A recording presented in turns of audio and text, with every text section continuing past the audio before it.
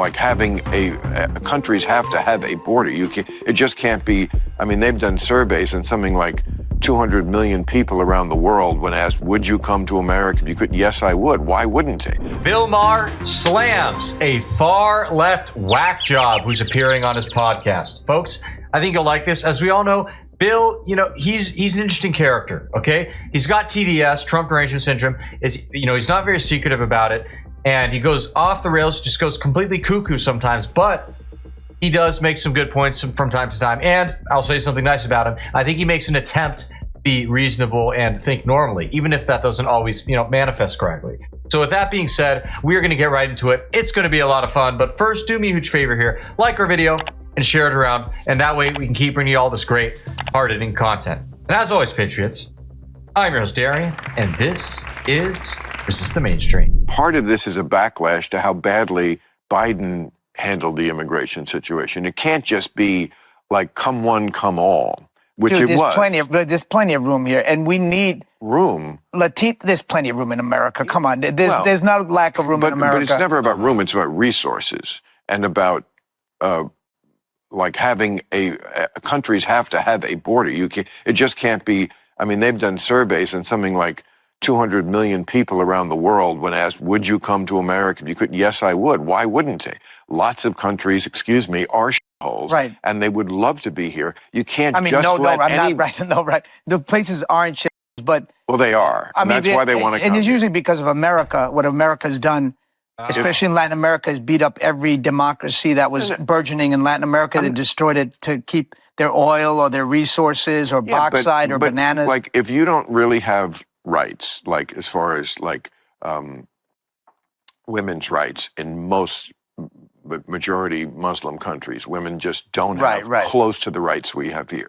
If you can't dress the way you want, if you are in a country where there's just extreme poverty, which a lot of countries have, or if there's like the kind of corruption, and we have corruption here, of course, but on a level. Well, we have extra new corruption with the meme coin. But it is on a level in some countries that's way, way more. Well, we're catching up. We're catching up. We're catching up, but we still. No, it's still. But there's a reason why people want to come here, because it's still better. But I got to tell you, I mean, if you live in a country where you can take a chicken on a bus, that was always my standard. Okay, I think I have the right to call that a shithole country, and I see why you want to come here. It's not your fault you live in a shithole. It doesn't mean you're a shithole person. I love how the guy says the quiet part out loud with his "I love chicken on the bus" comment. Yeah, dude, you like shithole countries, okay? Yet you live in a good one. Why? I don't know, but I'm just saying it's people like this who are turning America into a shithole country. Honestly, this actor over here, John Leguizamo, is very far left, to say the least. All right, so far left, in fact, that he has Latinx, I don't know, however you say it, in his Twitter bio. It is crazy. Latinx. He is so left-wing that he boycotted the very diverse and very black Emmys. Why? Well, it wasn't diverse in the right way. Okay, there weren't enough Latinx people in there. Oh, I just love it when these liberals eat their own. It is glorious. They had all these black people, they bragged about how diverse it was, and they made the Latinx, not Latino, gender neutral, upset. Gold. You had the misfortune of being born there, and I get it why you would want to move here. Right, but the thing is that the immigrants that are coming here are building the country. They're the essential workers. They are. They're the first responders. They're doing all your construction, painting, plumbing, raising all your food, cooking all your food, serving all your food. Kids, taking care of your kids. Taking care of your kids. We do all the work that nobody wants to do and keeps the country going. What is this we stuff? Dude, you're a rich actor who probably hires these people to trim your lawn and scrub your toilets all the time. That talks about how we need them because they do that stuff. Because, instead of paying an American a decent wage to do it, you rather pay a slave type of wage to an illegal alien, right? I mean, that's just the truth. Let's be real. Also, dude, are you American or are you not? Saying we this, we that. If you're not, just leave. Nobody wants you here. I mean, immigrants are the life source of this country. Yes, they are, absolutely, because, again, we're both products of them. Yes, we are both. We need, but what most Americans, I think sensible, middle of the road people would say is, yes, of course, we are an immigrant welcoming Yes. country, but there has to be some order to it. It just can't be come one, come all. No, I mean, there was like video people would see of people, just the border guards just looking as people are just like giant trains of people. And, that's why, and then where do they go? They went to cities on the borders who then were like, you know what? If you people in New York think that it's such a great idea to let anybody in, we're going to bus them to you. And then what did the people in New York say? I mean, even the governor of New York was like, we can't take all these people. Mayor Adams was like, and he's right.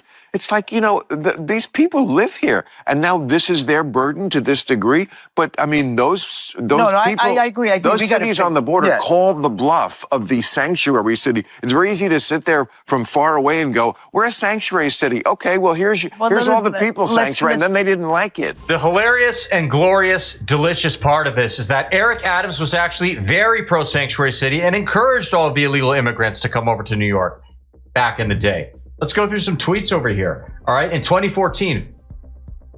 All right, in February 2014. To all of my fellow New Yorkers who are undocumented, I say New York City is your home too. That's too good. February 2017. I don't know what is with February. We will continue to stand with the nearly 40% of New Yorkers who are foreign-born, documented or undocumented. Yeah. How did that go, buddy? You sure went back on that one, didn't you? And then finally, it doesn't stop. In October 2021, we should protect our immigrants, period. Yes, New York City will remain a sanctuary city under an Adams administration. Hashtag Eric on NBC. Isn't that cute? And then, as you all know, later on, Adams said, no, this is crazy. It's too much. The Biden administration, they're going after me. And then, because he dared to open his mouth and say, hey, stop sending illegals to our city. It's too much. Biden went after him. The Biden DOJ prosecuted him in what seems to be a politically motivated prosecution, right? Whether or not it's true, I don't know. But even if it is, there are 100 Democrats that could have prosecuted before and that were probably bigger fish to fry. But they didn't care because those people fell in line. Let's fix the immigration problem. That's the kind of hypocrisy. Let's fix the legal immigration, because it's a broken system. Right. That people who've been here for 30 years can't be naturalized. That's insane. Who've been working here and giving their lives.